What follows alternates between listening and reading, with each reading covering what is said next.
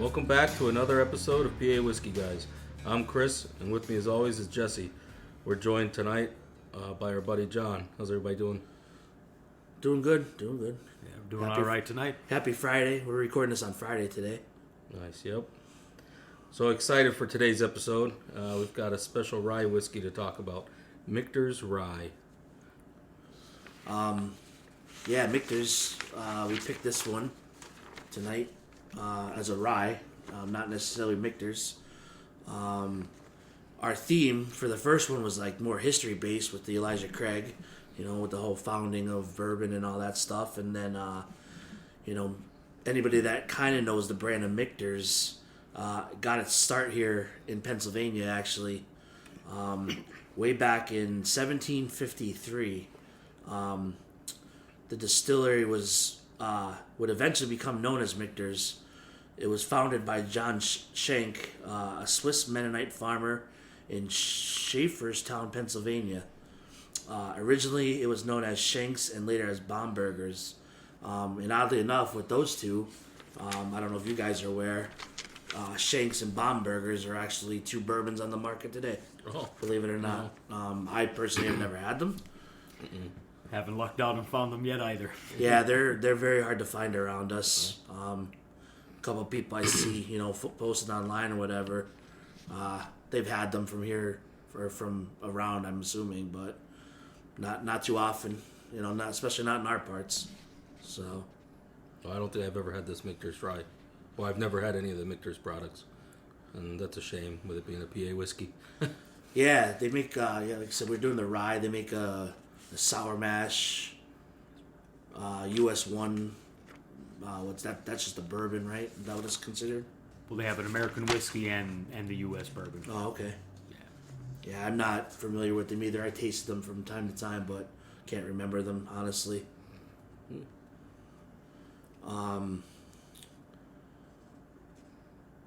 Yeah, I don't know. We're just looking through some of the history here.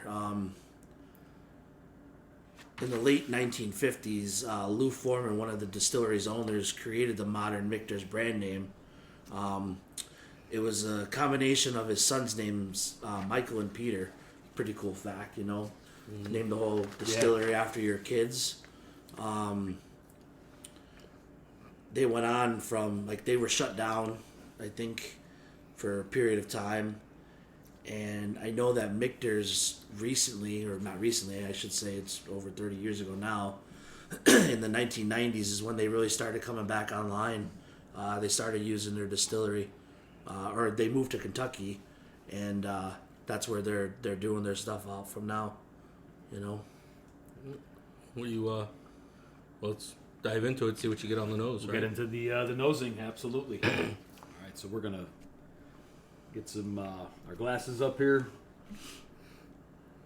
I definitely get a caramel and a caramel dried fruit. Definitely.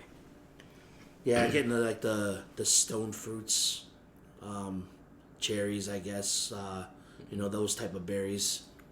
And it's a very dense aroma. Yeah, and the color on the whiskey is fantastic. It's really dark compared to some of the other ones that we've had. I don't think there's an age statement on this. No. They don't age state their bottles. I think the mash bill was undisclosed. They do have some. They do have a 10-year rye. They have a 10-year bourbon. And a 20. And a 20. And a 25. And a 25. Wow. We'll never see those unless you got lots of money. Yeah, this is just the regular straight rye, so there's no age statement on this one. There is another one though, I think, a different rye that they make, I think, as well. Right? Oh, they make a toasted rye as well. Yeah, part of their limited Yeah. release runs. Yeah, they're more limited, yeah. Yeah, toasted, like you guys said, there is a single barrel strength. And then I believe they do toasted sour mash along with the bourbon as well. Oh, wow. So there's a couple different varieties that are more of the limited production type. Yeah. Yeah, this one, Michter's, when they were here in Pennsylvania, I don't quote me on this to those that are listening. I believe they were one of the first distilleries to start using decanters, or they came up with the decanter style to store their whiskey in. I don't know. I think there's something with like regular glass bottles weren't available, or I don't know the whole story, but I know there's something with the decanter and Michter's being one of the first for sure. Oh well. You know, and I'm even reading the history here on our little cheat sheet that we have. In 1919, Prohibition shut them down, obviously, and then they were whatever the time frame was until they opened back up. Obviously, the late 1950s, and then it says in 1989 the distillery declared bankruptcy and abandoned its Pennsylvania operation, leaving the premises in disrepair. And then in 1990, two other guys resurrected Michter's, and that's when they moved it to Kentucky. But they still honor the Pennsylvania legacy, as it says here. So, How about the palate? He's getting on the tasting.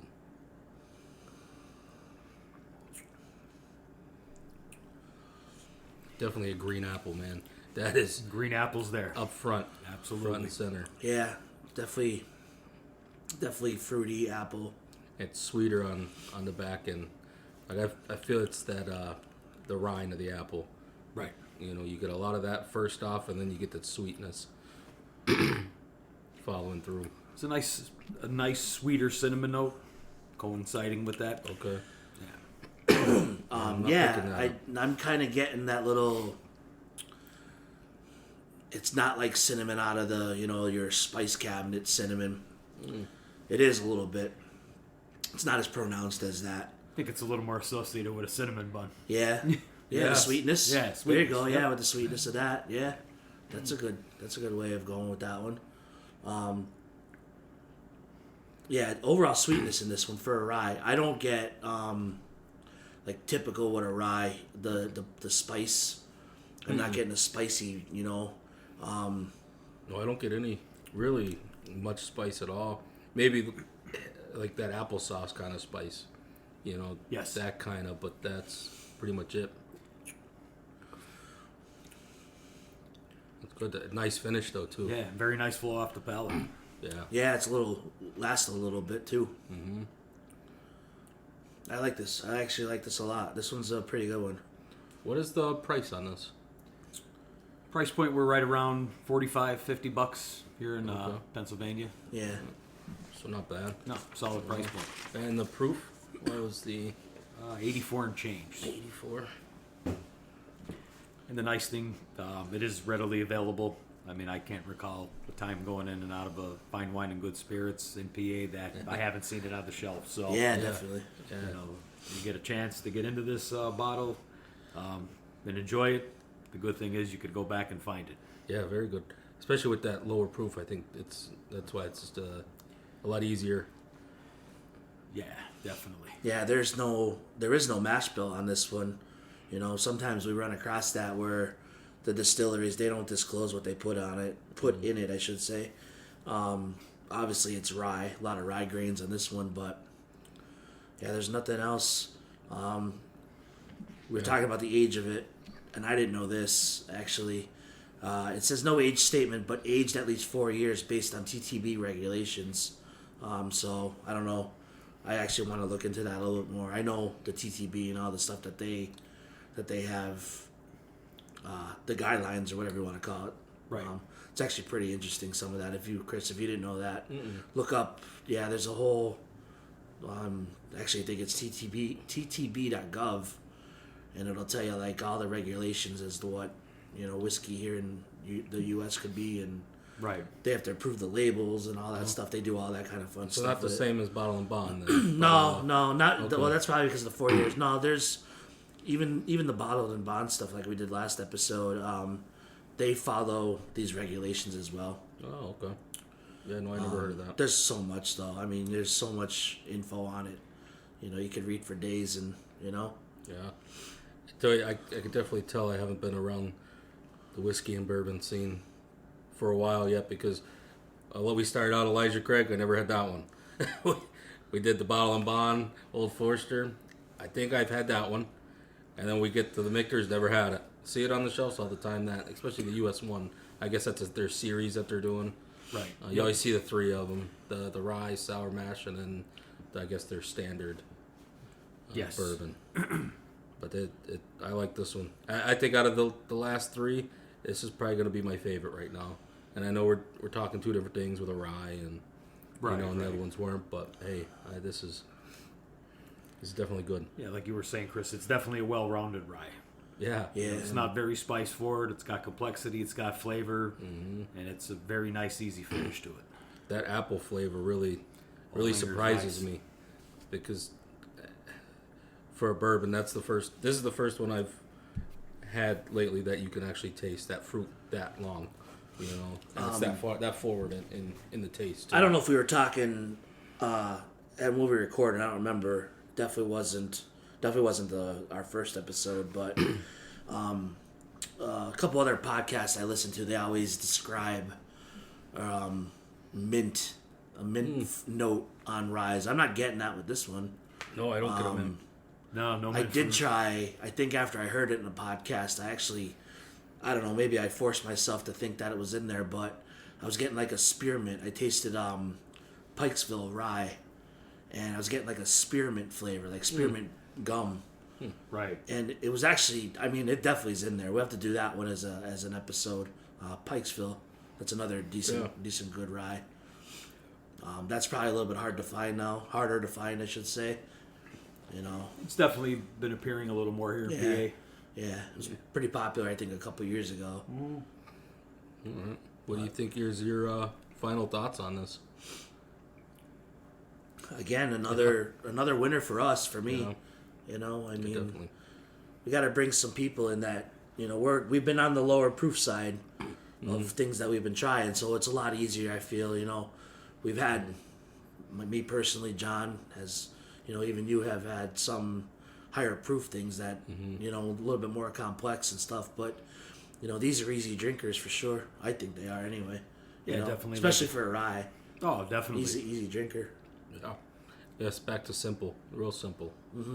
And we're always trying to look at whiskeys and bourbons that are readily available. As we move on with the podcast and everything, I'm sure we're gonna get into some higher proof. Not limited bottles, but stuff that's a little harder to find, but it is it is still out there. Yeah, it's very tough for us in PA. We don't want to. For our own sanity or whatever you want to call it, we don't want to strictly keep ourselves to PA, whatever's on our shelves, because we'll literally run out of content at some point. There's a whole other world out there. Yeah. Me and Chris actually ran up to upstate New York on this past Sunday, and stopped at two little stores, and it was eye opening. They had a lot of stuff that we don't have here. Stuff I see online or in articles on the internet or whatever, and they had it.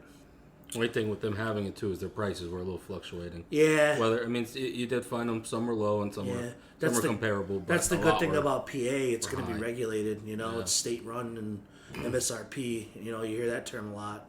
So, but some good deals. We got some good deals. We had a couple bottles each. And, it was, I guess, made the trip worth it. I don't think we were going to come home empty-handed anyway, but it made the trip worth it. It was some stuff that I didn't expect to see, but maybe a couple things that we'll actually do on a podcast. When you're on the hunt, you have to make it count. Yeah. You don't come home empty-handed, that's for sure. Yeah. You'll find something. All right, well, we'll wrap this up. Last final statements on it? No, it's like we've been saying, it's a good one. Yes, definitely a steady juice. Hands down. Naturally everybody's palate's different.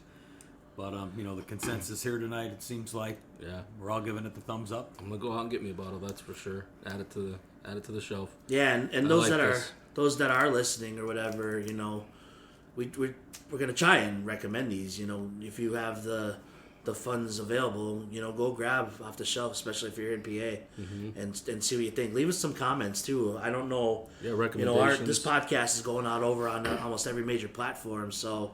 leave us some comments. We're on Facebook, Instagram, for those type of social medias where comments are easy to be seen and stuff like that. But, even on the podcast platforms themselves, Apple and Spotify, leave us some comments. We see them, we'll read them. On YouTube. If you want us to do something, we're on YouTube now. We finally got that working. Hopefully we're going to incorporate some video in the future.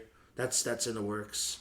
Although we don't have a studio, we're always on the road going from house to house, which is good, to get out. A mobile setup. Yeah, mobile setup. But we'll try to get some video out there and show that side of the shenanigans that we're into. So definitely. Well, again, guys, this is another great pour. Appreciate it for tonight. And I'm Chris. I'm Jesse. And Johnny here. Thanks for joining us, and we'll catch you with your cork out. See you later.